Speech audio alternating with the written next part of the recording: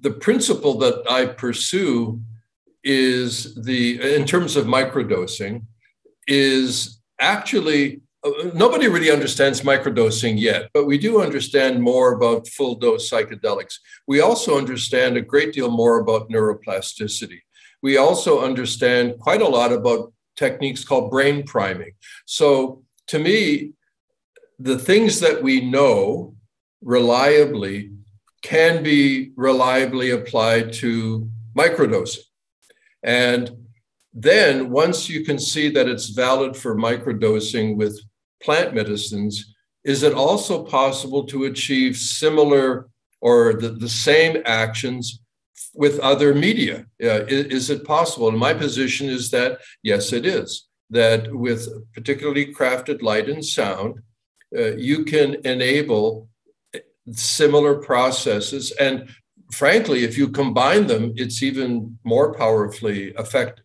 So what is lucid microdosing? Lucid microdosing is an attempt to use light and sound to achieve similar or same effects in microdosing as using plant medicines. That's lucid microdosing.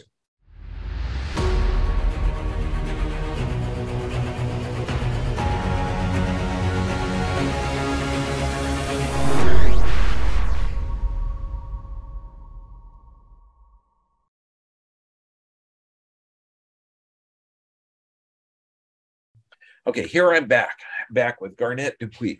Okay, now he is integrative health specialist, creator of the brain engagement device called Visor. And when I say brain engagement device, that's exactly what it is. Also, inventor of primary focus on consciousness and biophilic technologies and international experience in methodologies, design, devices, inventions. Buddy, it's been too long. I missed you. I'm pleasurably here. I was saying to the doc when we were first getting on that it's 12 midnight. I'm here in Thailand, and I'm one of these early to bed, early to rise guys. So I've spent the last couple of hours. I turned the air conditioning on, like super chill. I've been listening to progressive jazz. I've been eating chocolates and watching stand-up comedy on Netflix just to stay awake here, guys. Oh my God, you look pretty darn perky too. Well, okay. You know, enough chocolate, and I'm excited to be here, so we're all good.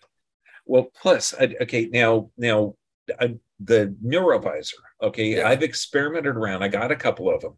Got patients who've got chronic anxiety, stress, also. With a couple of people who are very experienced meditators. Yes. And they said what usually takes them 20 minutes to get into that deep state of Zen. Okay, they were able to do it in 3-4 minutes. So now, can you share your background? What led you to create the Visor? What led me? Oh, come on, man. I know, it ain't an easy question, and it's midnight. Well, what led me? I was born into it. To say that I've always been fascinated by consciousness, and you know, my life has been a good life and remains a good life. And the thing that remains most important to me is consciousness. I mean, without sounding a little like, I don't know, you know, it really is. So, and you know, the technology is around, and psychedelics were a significant part of my earlier life. I don't do much of it or any of it at this point. You know, I'm a serious meditator. And so, you know, you roll it all together, and you want to do a good thing. You want to help people. You do that day in and day out. And you also want to feel really good. Roll it all together, call it health. I don't know. It's hard to know like why I made the Visor, except that I love it. So you kind of want to do the things that you love, and if you can help people on top of it, all the better. So I don't know. I mean, it's hardly an answer. I don't know. The chocolate really hasn't kicked in yet. So give me a minute. Okay? Well, the cool thing, and what this is, it's a device.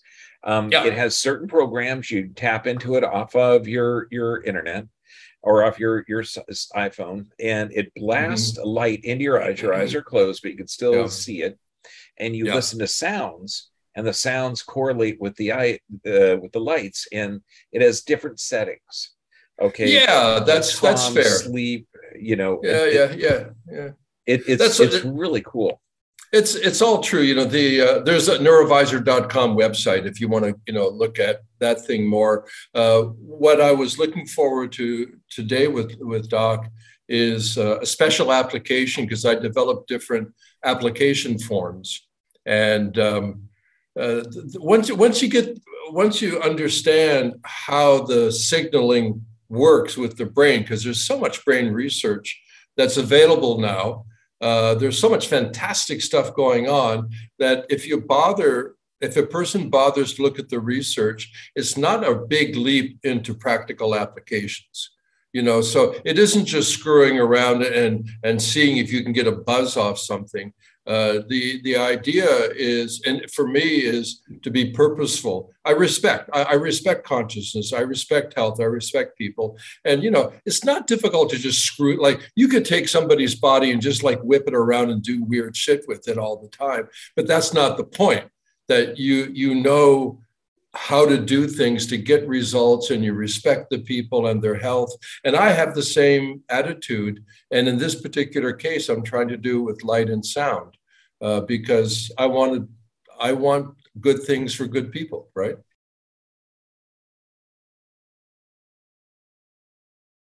Plant-based medicines have been one of the greatest things in the world to get people off of this. And I'm talking 5-MeO-DMT, I'm talking psilocybin, ayahuasca, all of this. Now, so the microdosing is incredibly popular because, basically they're all powerful antioxidants, but it gets you in that tissue regenerative parasympathetic state. Now, what does lucid microdosing mean? Okay. Thank you. Lucid microdosing is a process using the device, this neurovisor device, as an approach to getting brain behavior to occur using light and sound that is either similar or the same brain behavior as is triggered by the plant medicines. And I'm fascinated by, psychedelics in general, but the work of Carhart Harris, for example, entropic brain, we can use psychedelics to also learn about the brain. So you can use psychedelics to learn about psychedelics, but psychedelics also show you something about brain behavior.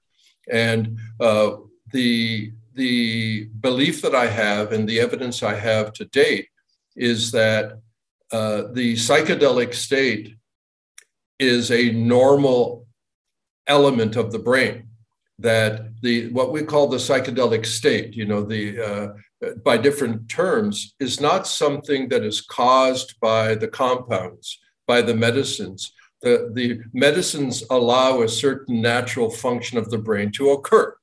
This is, I think, a really fundamentally important understanding, because so many of the things that are native to psychedelics are also native to other approaches, other techniques, call them yogic techniques. There are even pathologies that'll do it, extreme fasting. There's so many ways of tapping into that element of the brain that has less control, less suppression, more possibility, the ability for learning and change. So what I'm interested in is consciousness. I'm interested in the brain, and I'm particularly interested in the psychedelic access that occurs with plant medicines. And then also specifically in this case about microdosing.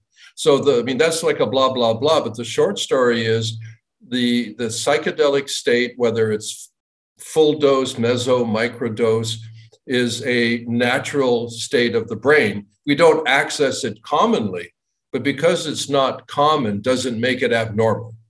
Right?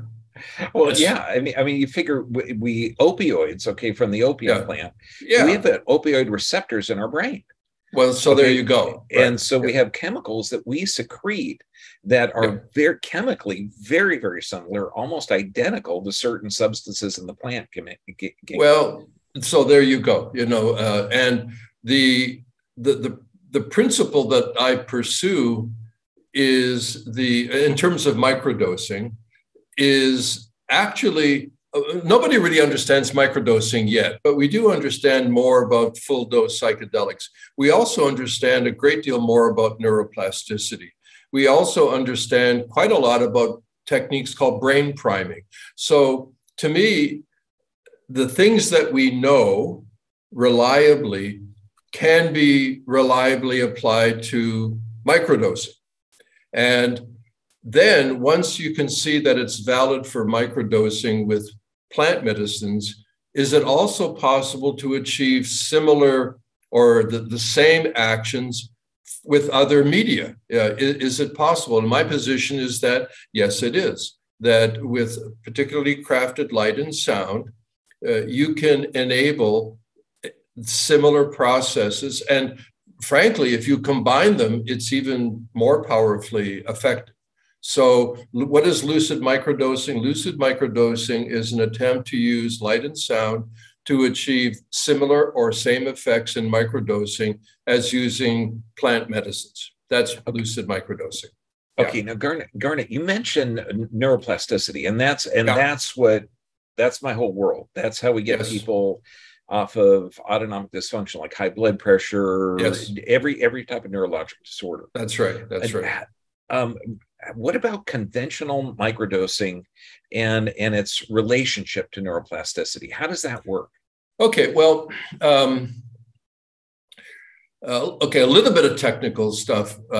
When you enter into any kind of neuroplastic methodology, there's an activation process. And this activation process is reliably understood. And it's normally described as like 4 steps. The first thing is there's a stimulation process. And this stimulation process triggers or mobilizes self-organization and adaptation. So there's a stimulation. And then right away, there's this modulation, which is fascinating because the brain in this state of stress, and the neuroplastic wants to respond to resolve the stress, it has a heightened sensitivity. Its arousal is too sensitive. So the modulation calms things down. So there's stimulation input, and the modulation then calms it down. And then when it calms it down, it relaxes. With the relaxation phase, then you get the regeneration. And then the 4th stage, differentiation, that's where you integrate it as a learning process. Okay, so 4 things: stimulate, modulate, relax, differentiate. What's fascinating to me about this is that these have time periods, very reliable time periods. So the stimulation takes place, it puts you in a hyperplastic state for almost about 2 hours. That's very reliable. So you're in this hypersensitized state for about 2 hours. Then from 2 to around 8 hours, you go into that modulation period where the sensitivity, the arousal levels are dropping down. It's like, oh yeah. Then 8 to 24, you get into this relaxation, rest, and restore, where the things start to open up and the learning starts to have a seat. Then 24 to 48 hours is the differentiation for integration. Okay, that's a lot of talk. What's fascinating about this is if you lay this neuroplastic dynamic, which is quite reliably understood, it fits beautifully into the Fadiman microdosing protocol. The dose day, the transition day, the normal day, why this cycle occurs as it does to a 72-hour, from my point of view, is sensible because it's exactly the time period and the stages that occur in the activation process of any neuroplastic method. So to me, I don't know why it's not spoken about more, that the neurology of neuroplastic stimulation and activation fits as a perfect template over the Fadiman microdosing protocol. It's like, well, that's why Fadiman likes it, because it works, because that's the way neuroplasticity works. So to me, it's just like drop dead obvious from the point of neuroplasticity. So why isn't it more popular? Because you're talking how changing how the brain adapts to the environment. And that would be correcting every high blood pressure, every inflammatory bowel disease, anxiety, stress, impulse control. You would be changing everything. Well, aren't you? I know. You're a dangerous man. I'm in Mexico. You're in Thailand. Yeah, well, here we are, right? That's the way it works. Yeah. Now, one of the things, because I'm super excited about plant-based medicines, only because they also have an antioxidant effect. And that little tiny 1 kilo brain burns 90% of the body's oxygen. It can be so damaged by physical trauma causing a decreased cerebral spinal fluid flow. And that's one of the things that I've seen has an effect of that microdosing. Now, what are the main challenges you found in conventional compound microdosing? Well, what are the challenges in that? Well, okay, the challenges I think are obvious is that it's changing now, but most people that were willing to do microdosing already had a psychedelic experience, right? So they're not afraid of the medicines to begin with. However, let's face it, when you if you know what it's like to have a full effect or even a meso effect, you kind of want to have some kind of feeling. And the challenge of microdosing for many people is that there's no evident reward. There's no subjective yes to it. That you kind of you have to have a lot of faith in it. That you're taking classically a subclinical dose. You're not supposed to be getting high, and to me, that's one of the challenges. Is that the quality of reward, of feedback, of stimulation to motivate you to want to do it. It's like, well, it's almost like taking certain supplements. You take them, you don't really feel anything, but you know it's supposed to be good for you, so you keep on doing it. So to me, one of the challenges that many people have, and I know people that do microdose, but they actually mesodose because they want to be a little bit high. Right. Mm-hmm. That when you do the microdose, I mean, if you're doing it classically, you're not really supposed to be feeling the plant medicine in an overt way. So that's one thing that I think is a challenge. And that's with lucid microdosing, when you're using the light and sound, there's tremendous subjective reward in doing it. You want to do it because you have a big experience. So that's the counterbalance. The other thing is that the microdosing doesn't have a vector specifically, that you have to bring into it what you want to get out of it. And that's not a bad thing, but it's just the fact that, it's like, well, okay, I'm microdosing, and like, now what am I supposed to do other than the fact that I did it? Am I supposed to like do an exercise or have an attitude or like, so like, what do I do? And one of the advantages of using the light and sound is that it can be crafted with a vector. So like in the app that I've created, there are 15 different vectors. So because you can coax the brain signaling in a certain direction. And to me, that's a huge advantage. I have to tell you that, the microdosing thing, combining medicines with light, with photonic stimulation, this was experimented with very successfully back in 1960 and 1963. Smithies in England and Max Knoll in Germany, they were using at that time what they called subclinical doses of mescaline. And they would do the subclinical, we call now a microdose. And then they would use photic stimulation, or Knoll used electrical, but Smithies used, flashing light, eyes closed. And they were, the studies are all there if you want to read them, from 1960 and 63, that they said that the person taking the subclinical dose of mescaline, because mescaline was all legal to use at the time in research, that if you did the photic stimulation, the flickering lights, eyes closed, that the person would experience the full visual geometric color experience as though they had taken full dose mescaline, even though they'd only taken subclinical. And I can tell you that one of the reasons I know that microdosing the compounds works is because I've microdosed either psilocybin or mescaline, subclinical, no anything. And I'm so experienced, having done thousands of hours of, the light choreography experiences, the Visor, that I know what it's like. If I put in a certain session, I have a pretty good sense of the qualitative experience. And after, like about 2 hours after a microdose, I can tell you that in my personal experience, that the qualitative experience was maybe 30-40% increased. And that is for certain because of the softening of the neuroplastic glue from the microdose. So I didn't feel a thing from the dose, no high, no trip, no buzz, nothing.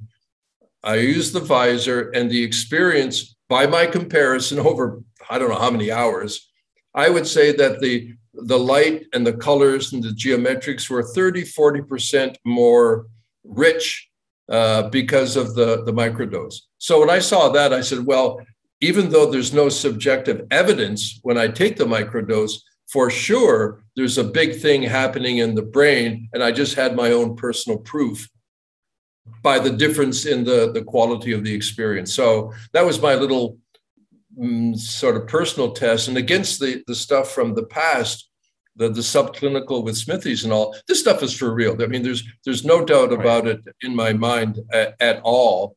And frankly, there are folks that combine the two very, very successfully, meaning the light sound with a compound. So there's yeah, I mean, come on. It makes perfect sense. I mean, when you look at homeopathy, yeah, you got 1 part per billion in there. I mean, not only yeah. Subclinical, it'd be yeah. almost impossible to find it. Yeah. But there's an energetic aspect to it. Okay. That's right. And that's something that if people think that science is really advanced now, mm-hmm. Check it out 500 years from now. Okay. Yeah. we are very much in the dark ages. It's the energy behind it that we're going to find out. So the microdosing with the light is incredible. Now, do you recommend the compound microdosing with Lucid Microdosing? One of the things with Lucid is what I tell my chiropractors is the intention of your adjustment. When you're contacting that person, your thoughts and visualization are everything. Is that kind of like the Lucid Microdosing, where you have an intention, or what? How would you describe it? No, I wouldn't describe it like that. Whether it's intentional or I think all healing is non-local, even when you're touching somebody. I think all healing is, you call it distant healing or whatever, like those are all like the dumb words for the fact that this intentional element is actually the core of the process. So I'm 100% with you there. Yes. The reason why I would support a person interested in combining plant microdosing with lucid microdosing is because they augment each other. That more isn't better, but augmentation, increases efficiency. And as I already mentioned, the lucid microdosing is really it's full of satisfaction. Like the dose day experience is different than the trans day, is different than the norm day. So you get a reward, an immediate reward for doing the process. And plus the fact that I build in the intention because certain brain states are conducive to certain outcomes. So, whether it's focus or decreased anxiety or anything like that, the sessions are built with that brain wave vector. So the combination of a vectored stimulation and the combining with rich immediate reward, to me, because this inside out. I used to get asked, because I was in practice in the past, right? That what's the best exercise? And I said, that's easy. They said, no, it's not easy. There's so many kinds of exercise. I said, no, it's easy. Bullshit. What do you mean it's easy? I said, the best kind of exercise is the one you're going to do. I like that. Right? And so, because I mean, you guide people, it's the issue of compliance, that you can guide a person into a therapeutic process, a positive process of change, neuroplasticity, whatever, compliance. If they're a good patient when they're on your table, and after that they basically are living like an idiot, then they come back to you again 3 days later. That period of time. So compliance, microdosing. Most people are compliant because it's sexy, it's romantic, it holds a lot of promise. Like, I want to get off this other stupid, all the different reasons why a person would microdose, right? However, the game is compliance. That the reinforcing regularity of messaging is the game. It's the total game that you want to get. It's easy to get state reward, like, yeah, fantastic. Very well, Doc, that almost any therapy has got a honeymoon period where the body seems to be changing because it's interested in the novelty of what's going on. And then the thing goes, boom, because it doesn't really have an effect past the honeymoon. So how to keep a person compliant, how to keep them long enough in the process, I think having rich subjective reward that is not always postponed. Supposedly delayed satisfaction is a sign of maturity. It's like, well, shit, right? So I think keeping a person in the process with rich reward is hugely beneficial. And one of the things with the light sound process is you have immediate subjective reward. It's like, God, I love this stuff, right? And the microdosing gets thin, or you forget about it, or you don't, because it's this whole thing called, what do I believe in? What's going to motivate me? And, we're all fine until we hit a rocky road or hit a few bumps. So I believe that compliance is a major factor. Yeah, and that makes all the sense in the world. I mean, I've seen such amazing results on microdosing in Parkinson's, multiple sclerosis, strokes, anxiety, really? Everything. Wow. And that's not anything that we can prescribe. Okay, because right. it's all kind of off the grid. Some of it's legal, some of it's not. Yeah. But your neurovisor I can prescribe. Okay, and that's the hope. That's the hope. I know, but man, the combination! Oh my God, that's the best. It's like Babe Ruth and a baseball bat instead of just a baseball bat.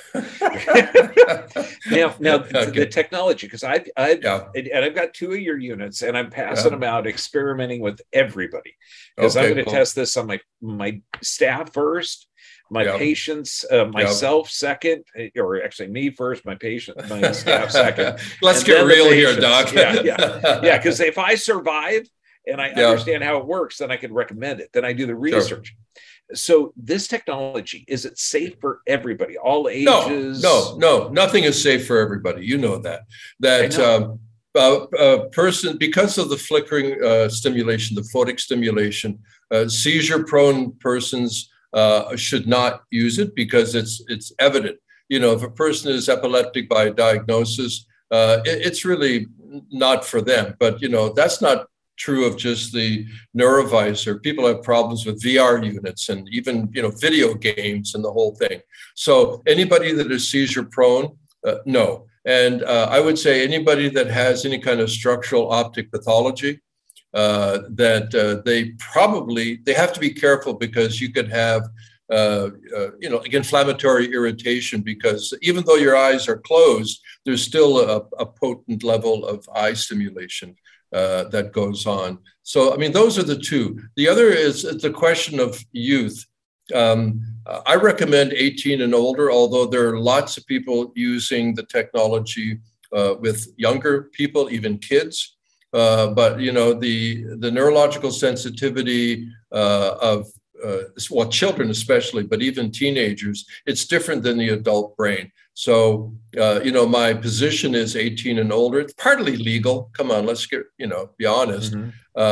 But at the same, because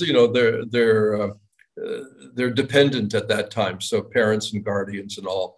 But I know people that use this or other similar technologies with people under 18, and it's quite attractive and positive.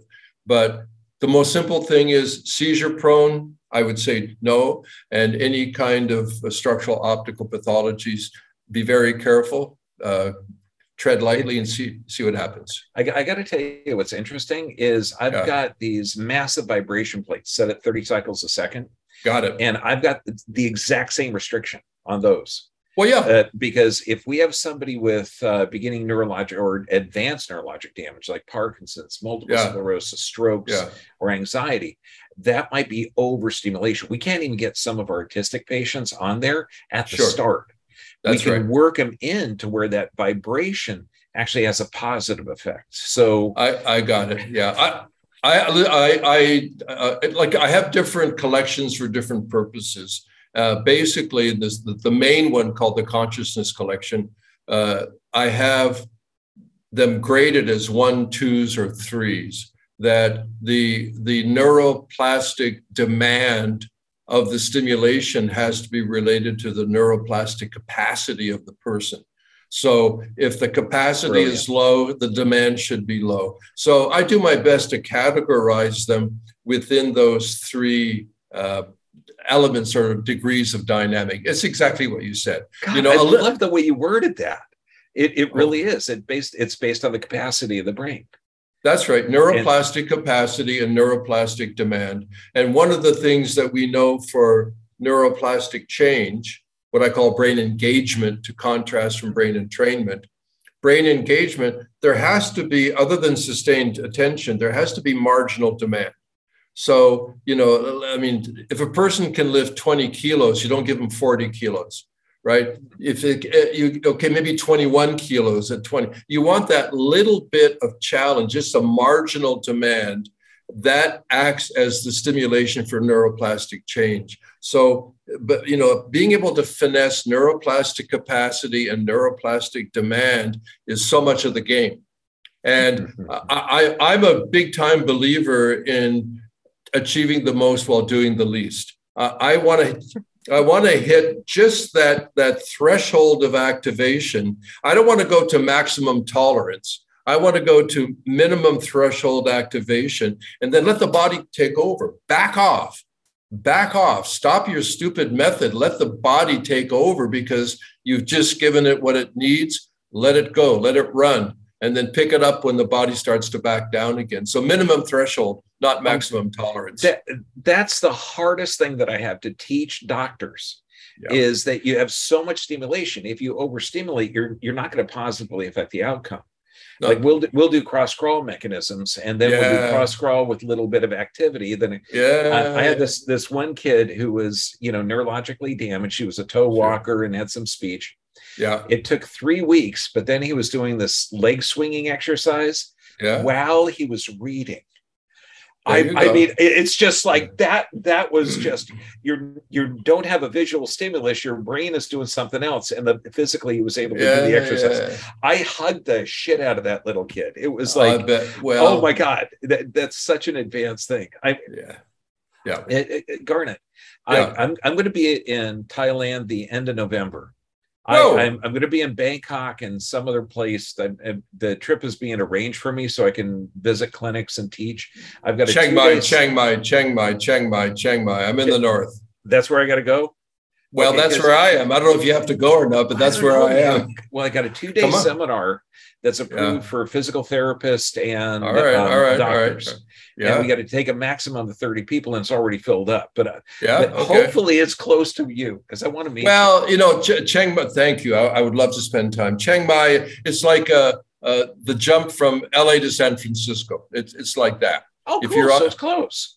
Yeah, it's a 10-hour drive, but it's like, 50 minutes in an airplane. It's just like, I'm in LA, I want to go to San Fran. Jump on a plane, boom, you're there. That's it.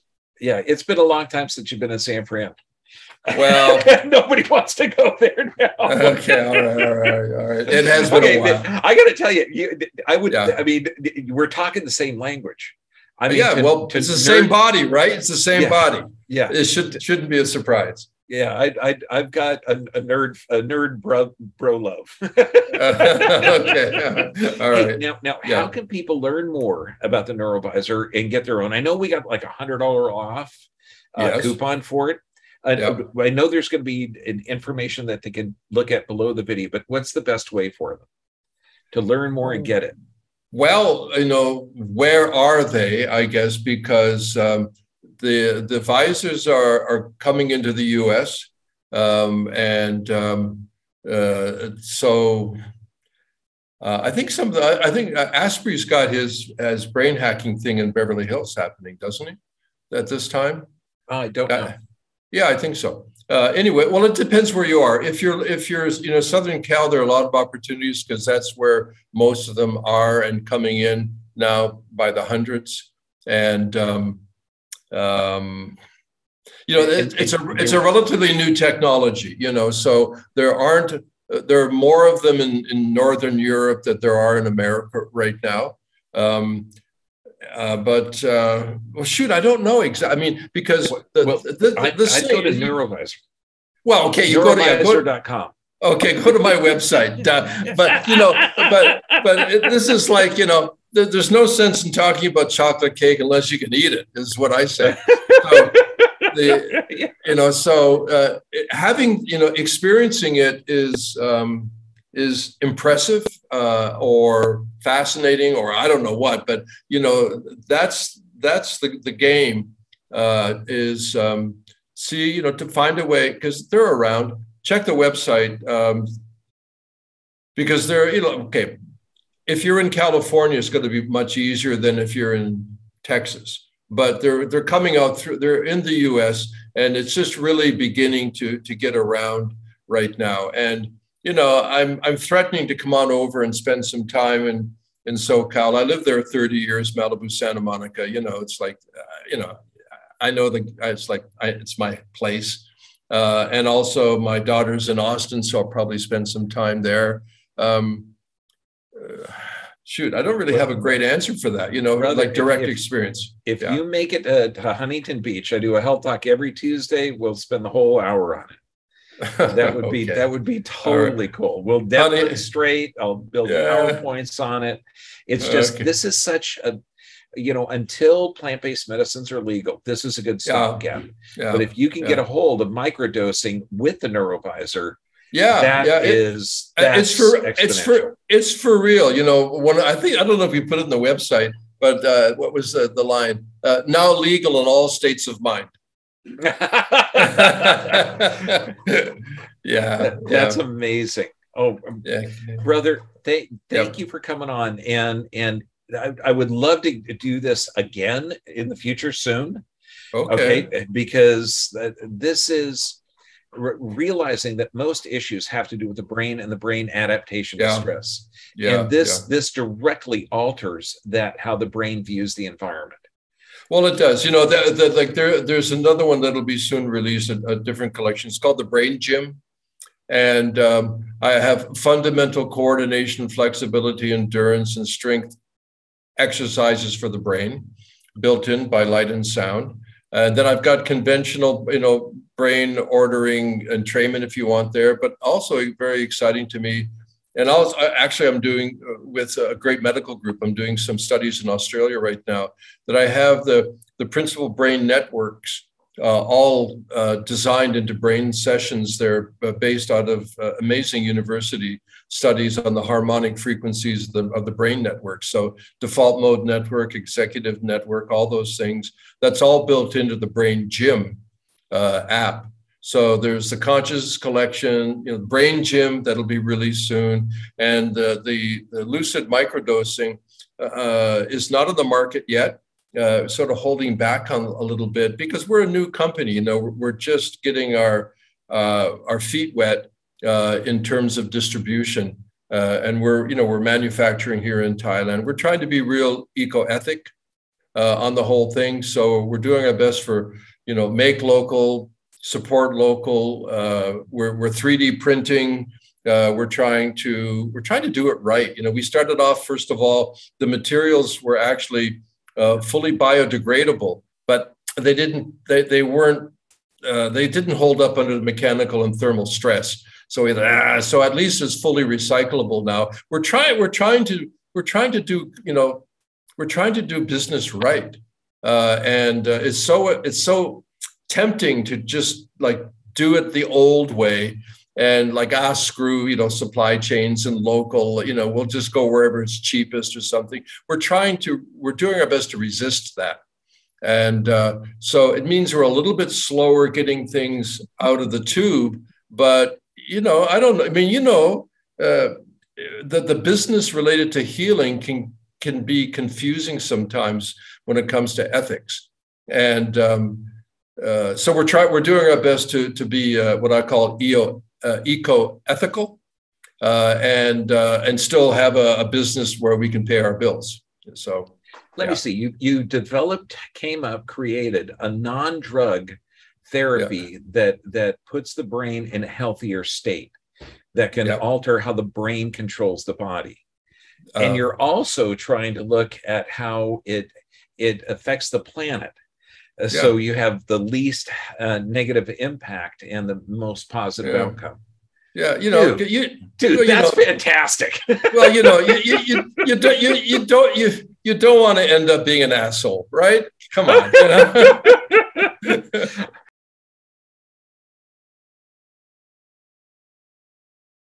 Well, Garnet, brother, thank you for the courage to build this.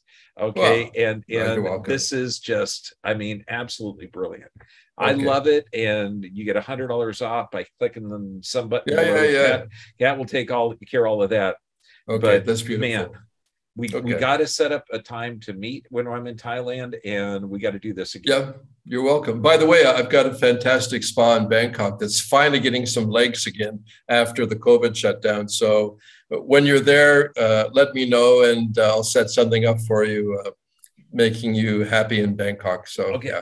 I got to tell you, I'm never a good person to lay down and get a massage, and I got to get over that. I mean, I've done a couples massage with my wife. Yeah, but I don't just laying there having someone work on me. I'll work it out. It's a mental thing.